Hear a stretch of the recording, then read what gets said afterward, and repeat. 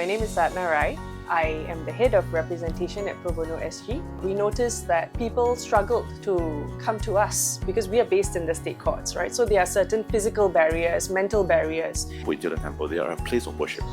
These are traditional places where people come to seek help from deities. So it's a perfect place for a catchment area for all these needy people from the community to come seek legal advice from us. They will also help us in providing and sort of shoulder part of the operating cost.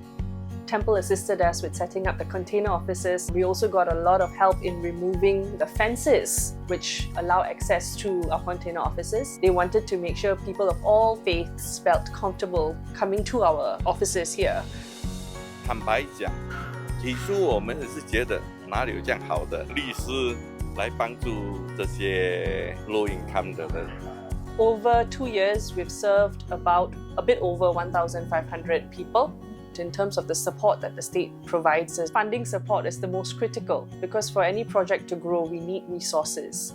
But it's also helped where the state has provided us with the ability to link up with other agencies. So for example, we have shared very close relationships with the Legal Aid Bureau, with the Public Defender's Office, and it allows us to provide services in a manner that doesn't overlap. Where there are cases that the state-run legal assistance schemes can manage, we divert these cases to them.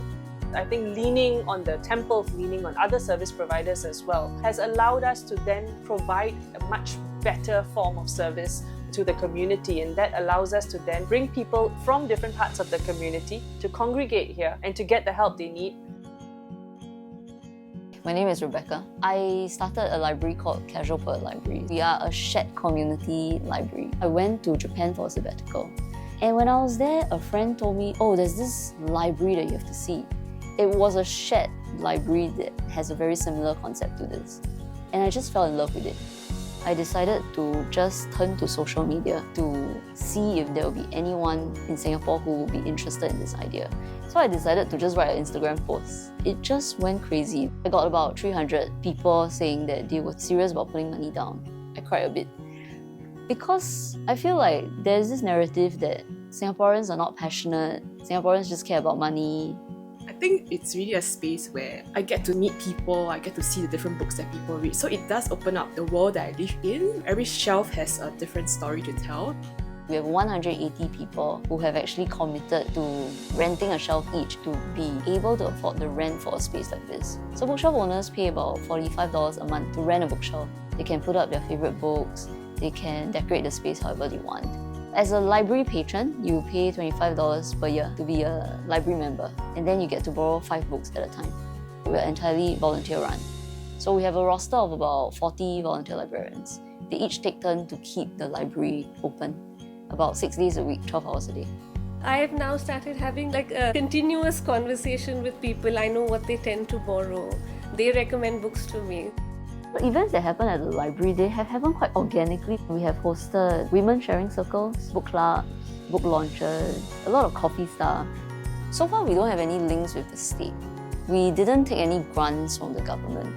I think this was quite an intentional decision because I thought I really wanted to see what the community could do. We love books, but it's also about the people and people coming here to find something that make them feel a little more connected and maybe less alone. Singapore is very uniquely placed in that the state is heavily involved, and rightfully so, in projects that add value to the community. And so PBSG has received funding from the state. I think for as long as we're able to do this on our own, we will want to continue to have this autonomy and have this sense of agency. There's nothing wrong with taking government grants for sure. I think we should do it ourselves first. It gives us a lot more freedom.